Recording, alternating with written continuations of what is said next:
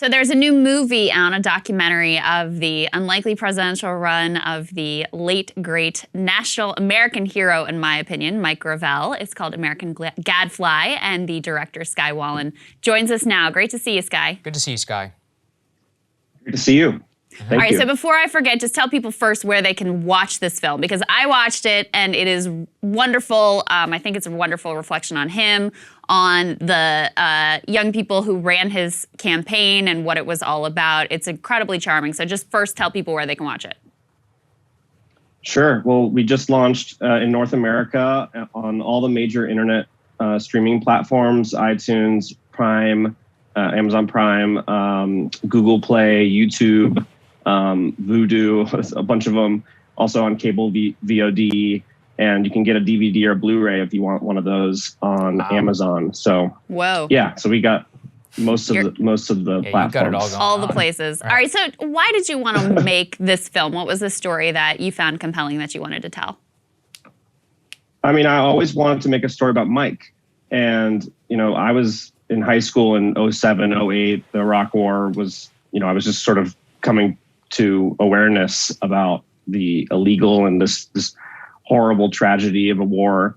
And yeah, so I was really paying attention to the presidential candidates who would replace George Bush. And Mike Gravel was up there throwing rocks and really calling out Democratic Party establishment figures who were paying lip service to wanting to end the war. And George Bush is, overextended himself.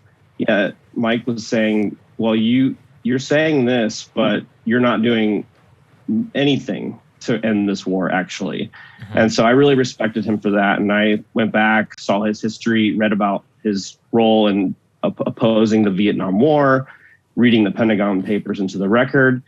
And, for years, I became a filmmaker, and Mike was always in the back of my mind.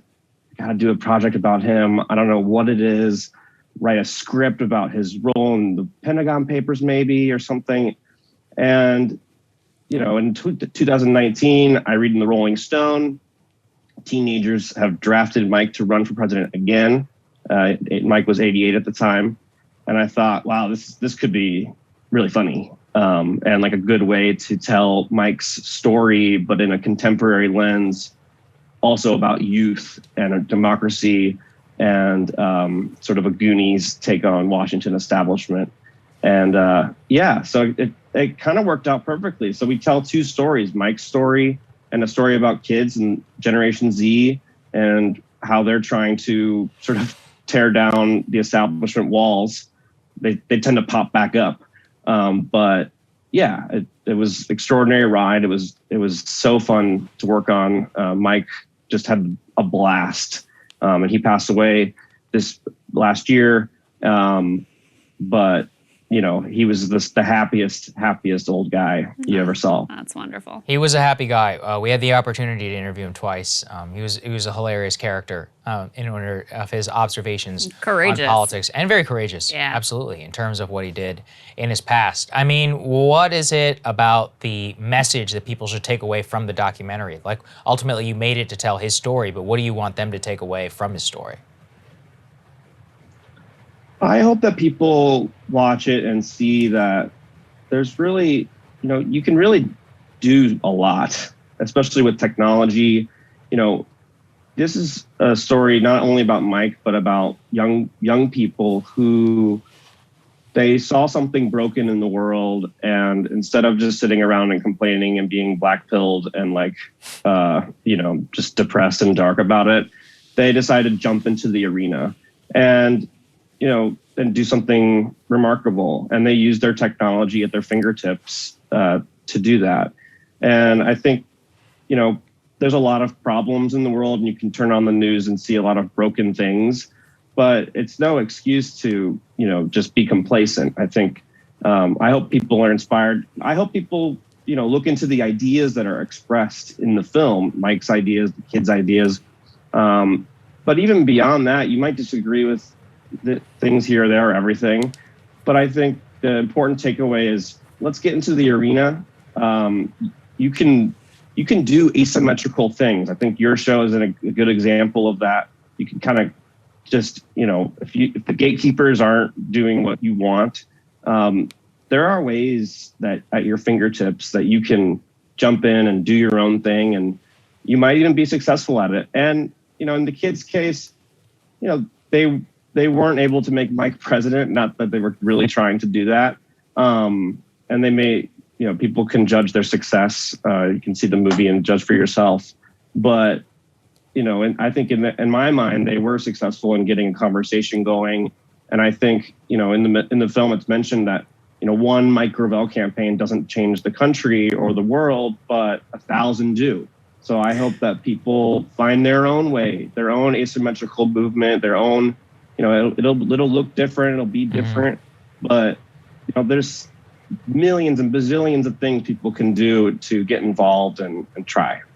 So I think if nothing else, and I agree with that sentiment of this is one little action that leaves its little mark on the world, but if nothing else, they were able to really educate a lot of young people about who Mike Gravel was and what it looked like to have someone who was truly courageous and stood against a lot of the powers that be, and also the way that he was treated for that. I mean, there's a reason you call it American Gadfly, because he, while doing the right thing and actually, being consistently anti-war and standing up to power and believing truly in democracy, I mean, that's one of his core views, and he had a lot of smart and I think innovative ideas about how to inject more democracy into our system, something that is really sorely needed. He was treated as like he was ridiculous, pushed to the side and treated like a gadfly. We do have a little bit of the trailer from the film that I want to share with people. Let's take a look at that. I said, do you realize how old I am? He says, well, that doesn't make any difference. What we really want is the ideas that you bring forward.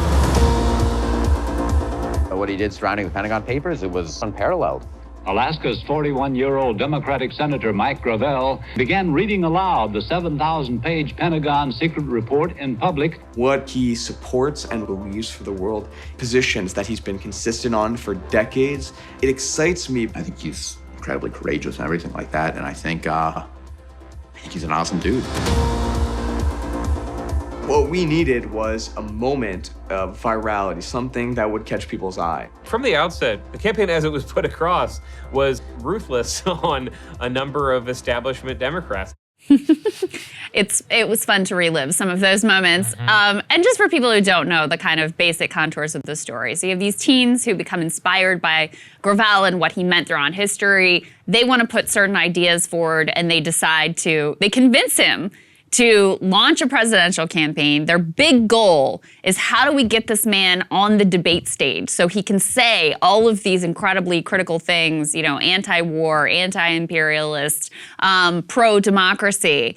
And so they set out to you needed 65,000 donors, small dollar donors, in order to get him on the stage. And I followed all of this at the time, but I actually didn't realize that Marianne Williamson ends up playing a sort of significant role in helping them out. And Marianne has become, a close friend of mine, so it didn't surprise me to see that she was the candidate who was willing to reach out her hand and help these guys be able to realize their vision. Just talk a little bit about the role she played in this film. Yeah, I always kind of describe Marianne as sort of the Han Solo of the movie, who kind of comes in and saves the day, saves the kids. Marianne's incredible, and she's so open, and I think her voice was really unique and important on that stage. I think she really was trying to get Americans to think about the cause of sickness, the cause of what's sickening America, instead of just the symptoms.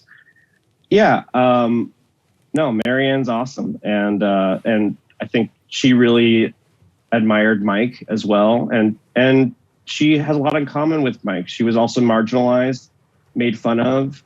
I think when you start to say certain things that contradict what the power elite really wants you to know or think about, they laugh at you. I mean, you look at Mike on the debate stage in 2007, and he was talking about anti-nuclear. He's talking about direct democracy, calling out people. And they're literally, you see Barack Obama, Hillary Clinton, the moderators, the people, the news people laughing in his face. Go back and watch those clips. It's appalling. And they did the same thing to Marianne, kind of slandering her, calling her hippy dippy crystal orb lady stuff, and it's total BS. So I wanted to set the record straight in the film. Obviously, we're telling the story of these kids and it's this adventure, but also set the record straight for people like Mike, people like Marianne. And I think we succeeded in painting a more accurate picture of who these people really were and what they stood for and what they stand for today. So yeah. Well, I really enjoyed the film. I really recommend it to people. It's a fun watch. It's an uplifting watch. And it made me really, really happy just to see the way that Mike Gravel was able to be sort of celebrated and reinserted into our national conversation and consciousness and made relevant again in the very last years of his life, which, like I said, if nothing else, I think, he deserved all of that and more. So thank you for making the film and thank you for joining us, Skye. Thanks, man. Appreciate it. Thanks so much for having me. Yeah, check it out. Absolutely. Thank you so much. It's our pleasure. Our pleasure. All right, guys, thanks so much for watching. We're going to have more for you later. Hey, guys, thanks so much for watching. That's right. Just as a reminder, you can become a premium subscriber today. Watch the full show completely uncut, our reactions to each other's monologues. You get to listen to it. You get to ask us questions, all that good stuff. Link is right there in the description or at breakingpoints.com. Best of all, great way to say screw you to the mainstream media.